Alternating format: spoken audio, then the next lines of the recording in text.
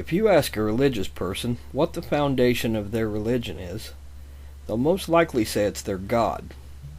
But the truth is, it's the supernatural.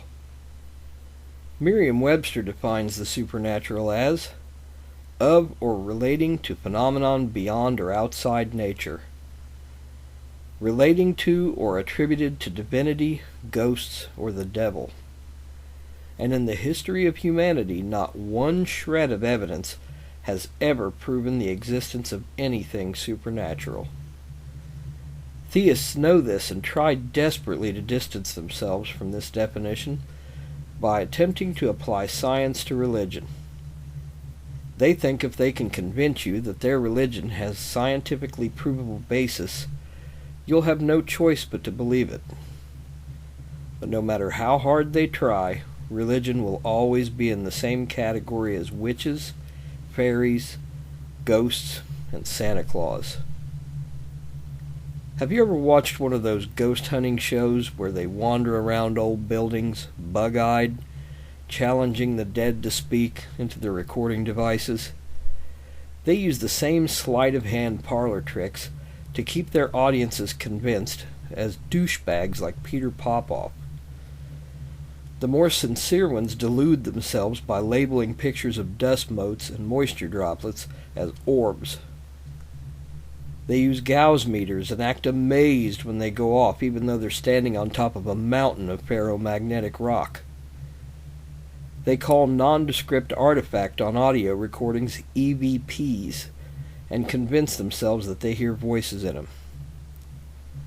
Just like religion, they try to pass off what they're doing as science, but it's no different than Popov using an earpiece and his slimy wife feeding him people's addresses.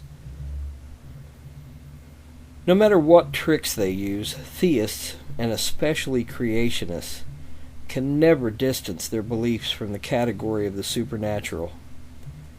And it shares the same category with the tooth fairy, Bigfoot, unicorns, and honesty in politics. When someone says they're a Christian, or a Muslim, or any other religion, they have to admit that they believe in things like talking snakes, flying zombies, and in giant invisible wizards in the sky. Regardless of how they try to weasel out of it, they use quotes from a 2,000-year-old, frequently rewritten book of superstitious bullshit to justify prejudice, homophobia, and even murder.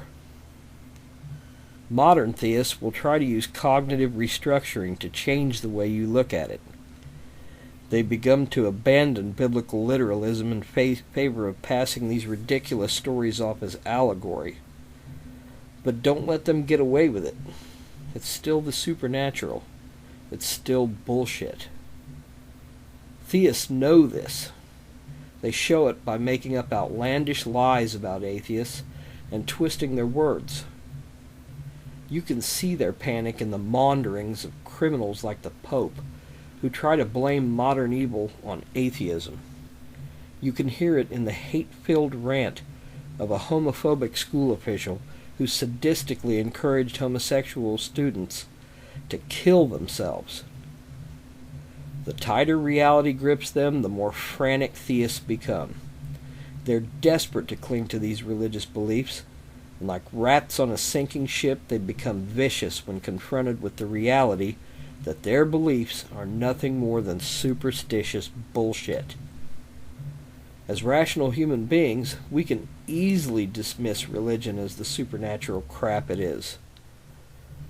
But as religion slowly twists in its death throes, we must never turn our backs on the fanatics who desperately cling to it.